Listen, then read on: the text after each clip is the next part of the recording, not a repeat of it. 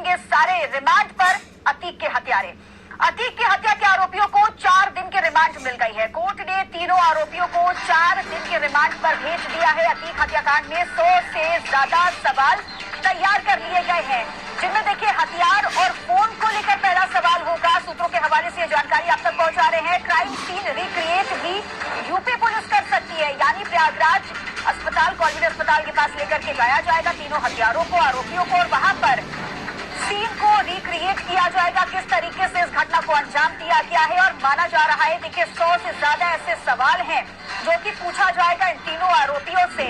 अतीक हत्याकांड में 100 से ज्यादा सवालों को तैयार कर लिया गया है, जो कि हथियार कहां से मिले, फोन को लेकर के, ये कई अहम महत्वपूर्ण सवाल है। सूत्रों के हवाले से ये जानकारी सामने आ रही है, जहां हथियार और फोन को लेकर के सवाल पूछे जाएंगे। अतीक की हत्या के आरोपियों को देखिए आज उन्हें सीजीएम कोर्ट में पेश किया गया और उसके बाद 4 दिन के रिमांड पर भेज दिया गया है। कोर्ट ने इजाजत दे दी। हालांकि 7 दिन की मांग की गई थी, लेकिन 4 दिन की रिमांड मिल गई है एसआईटी को, और अब यहाँ पूछताछ का सिलसिला जारी हो चुका है। 100 से ज्यादा सवालों के जवाब लेगी पुलिस और इसके बाद सीन को रिक्रिएट भी कर सकती है। और कई ऐसे महत्वपूर्ण सवाल हैं जिनके जवाब मिलना बहुत ज्यादा जरूरी है, क्योंकि कड़ी से कड़ी जोड़ी जा रही है। कहां कहां इनका कनेक्शन रहा है, कैसे इस बड़ी घटना को अंजाम दिया, इसके पीछे क्या और भी कई चेहरे शामिल हैं, ये जानना बहुत ज्यादा जरूरी है। इसीलिए आज देखिए उन्हें सीजीएम कोर्ट में पेश किया गया था। 7 दिन की रिमांड की मांग रखी गई पुलिस की ओर से, लेकिन 4 दिन की रिमांड मिल गई है। कोर्ट ने 4 दिन की रिमांड दे दी है, जिसके बाद अब 4 दिन, ये कितने महत्वपूर्ण 4 दिन होने वाले हैं, कहां कहां पर इन तीनों को लेकर के जाया जाएगा, कौन से ऐसे सवाल हैं, महत्वपूर्ण सवाल हैं जो इनसे पूछे जाएंगे और चूंकि जरूरी भी है।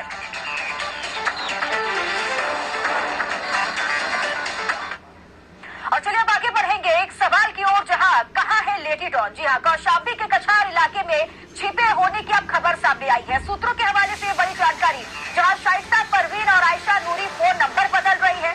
शाइस्ता परवीन और आयशा नूरी के साथ शूटर साबिर भी उनके साई की तरह उनके साथ साथ चल रहा है, ये जानकारी निकलकर सामने आई है। तो बड़ी खबर आपको दे रहे हैं, शाइस्ता परवीन और आयशा नूरी भी, यानी अतीक की बहन, उनके साथ में है, जो कि लगातार फोन और नंबर को बदल रही है। और शूटर साबिर, जो उमेश पाल हत्याकांड में शामिल था, वो भी फरार है। और माना जा रहा है कि ये सभी लोग एक साथ में हैं, जो कि लगातार लोकेशन को बदल रहे हैं, फोन नंबर भी बदला जा रहा है। और शूटर साबिर जो है वो शाइस्ता परवीन और आयशा नूरी के साथ में है, यानी उनके साई की तरह उनके साथ में चल रहा है।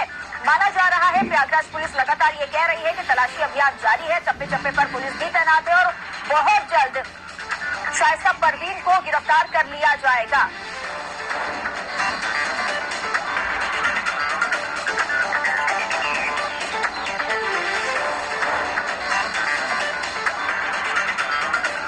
और इसी खबर पर तमाम जानकारी के साथ अमरनाथ और कुछ हमारे दोनों सहयोगी जुड़ गए हैं, लेकिन सबसे पहले अमरनाथ आपका रुख करूंगी। अभी ये कहा जा रहा है कि शाइस्ता परवीन के साथ शूटर साबिर और आयशा नूरी भी साथ में है, और क्या कुछ अपडेट आपके पास?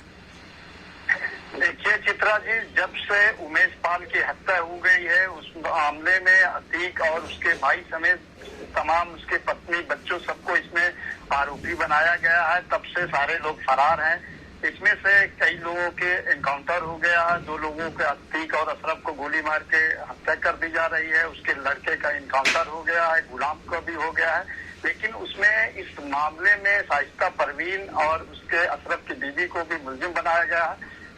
शाइस्ता परवीन जब से मुलजिम बनाया गया तब से फरार चल रहे हैं। उसके लिए प्रयागराज पुलिस और तमाम टीमें लगाई गई है, लेकिन अभी तक उसका कोई सुराग नहीं लगा है। कि चर्चा ऐसा की जाती है कि शाइस्ता परवीन कौशाम्बी के गंगा के कछार में जगह जगह जहां उनकी रिश्तेदारी है वहां ऐसा हो सकता है, इसलिए पुलिस एक्टिव है। यहाँ तक कि उनके कई रिश्तेदारों के यहाँ पुलिस ने छापेमारी भी की है, लेकिन शाइस्ता परवीन का कोई सफलता नहीं मिली है। बताया जाता है कि शाइस्ता परवीन हो सकता है कि कौशाम्बी इलाहाबाद से बाहर, कुछ लोग की चर्चा है कहीं बाहर भी निकल गई होगी। हालांकि फिलहाल इसमें एसटीएफ और तमाम लोग इसमें उसकी तलाश में लगी हुई है।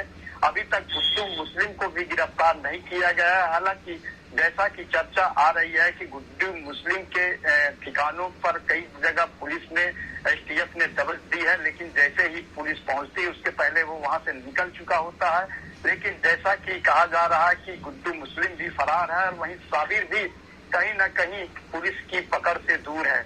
जी चित्रा जी, बिल्कुल। और ऐसे में सबसे बड़ा सवाल ये भी बन जाता है कि यहाँ पर देखिए शूटर साबिर तो आयशा नूरी और शाइस्ता परवीन के साथ में है, लेकिन गुड्डू मुस्लिम भी अपनी लोकेशन बदल रहा है। कहाँ पर है, ये एक बहुत बड़ी चुनौती हो गई। फिलहाल लौटूंगी आपके पास, कुछ भी हमारे साथ लगातार जुड़े हुए हैं।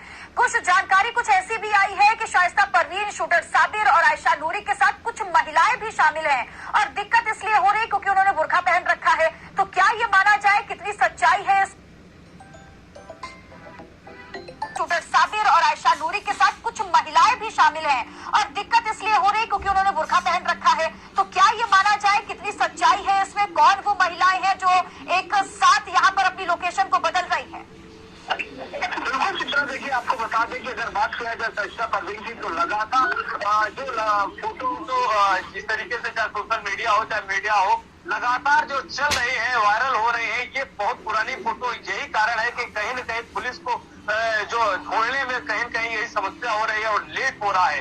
और सबसे बड़ी चीजें जो सामने निकल के आ रही है कि जो नकाब पहने हुए हैं, यही कारण है कि पुलिस शाइस्ता परवीन तक नहीं पहुंच पा रहे, लगातार भले ही छापेमारी कर रहे। जैसा कभी हमारे सहयोगी अमरनाथ ने बताया कि चाहे कौशाम्बी का बॉर्डर हो या प्रयागराज का जो गंगा क्षेत्रीय इलाका है, गंगा का तटीय इलाका है, ऐसे क्षेत्रों में जो लगातार सूचनाएं मिल रही है लगातार पुलिस की, यही कारण है कि उस पर छापेमारी की जा रही है, पकड़ने की कोशिश की जा रही है। लेकिन पुलिस की पकड़ से अभी शाइस्ता परवीन की बात किया जाए, चाहे शूटर अन्य शूटर जो है गुड्डू मुस्लिम की बात किया जाए, तमाम और भी शूटर है, जिस तरीके से आपने बताया कि लगातार उनके साथ चल रहे हैं, तो यही कारण है कि लगातार छापेमारी की जा रही है। लेकिन अभी पुलिस की गिरफ्त से बाहर है और इनकी तलाश लगातार पुलिस की तरफ से जारी है, और पुलिस की तरफ यही कहा जा रहा है कि जल्द ही इनको गिरफ्तार कर लिया जाएगा। ठीक है, ये बहुत बड़ी चुनौती भी साबित हो जा रही होती जा रही है, क्योंकि जिस तरीके से समय बढ़ रहा है और शाइस्ता परवीन कहाँ पर है, अमरनाथ ये समझने की जरूरत होगी।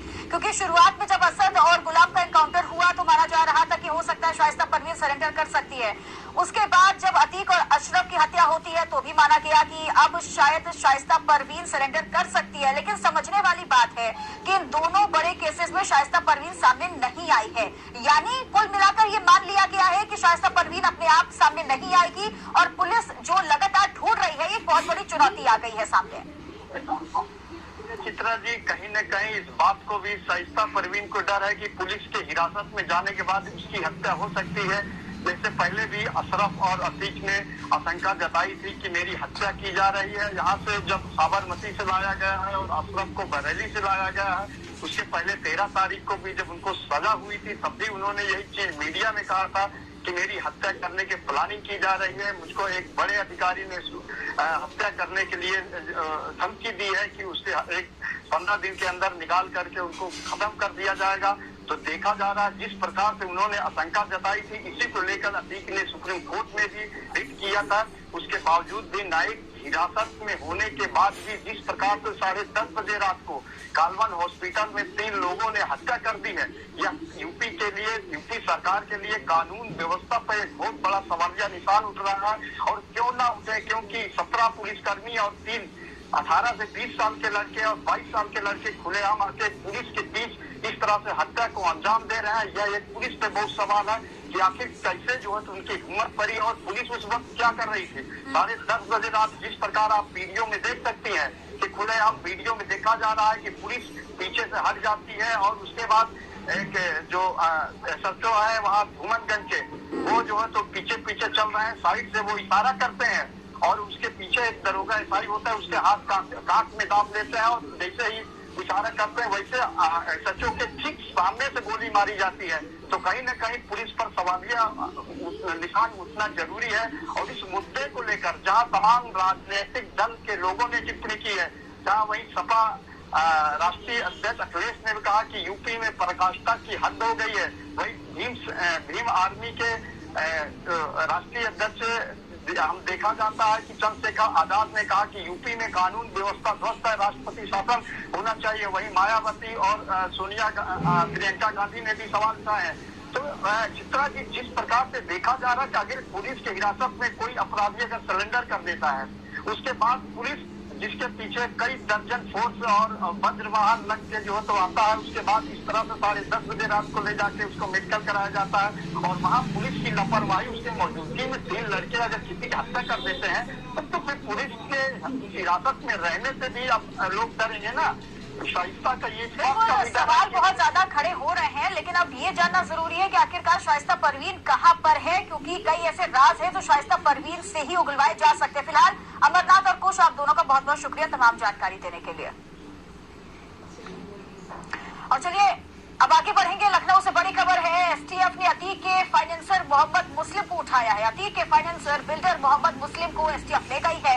अतीक के फाइनेंसर मोहम्मद मुस्लिम से एसटीएफ पूछताछ भी कर रही है। मोहम्मद मुस्लिम के साथ असद और मुस्लिम का ऑडियो वायरल हुआ था लेन देन को लेकर। दोनों का ये ऑडियो वायरल हुआ था जो सभी ने सुना भी था। और इसके बाद अब देखिए मोहम्मद मुस्लिम जो है इसे उठा लिया गया है, जो कि अतीक का फाइनेंसर बताया गया है एसटीएफ की ओर से, और अब इससे पूछताछ भी की जा रही है। माना जा रहा है कि पूछताछ के जरिए कुछ ऐसे राज हैं जो शायद मोहम्मद मुस्लिम की तरफ से उगलवाए जा सकते हैं, और जो अभी तक बातें सामने नहीं आई हैं, हो सकता है मोहम्मद मुस्लिम उन बातों को बताए एसटीएफ के सामने और थोड़ी आसानी हो सके शाइस्ता परवीन और कई चीजों को साफ करने में।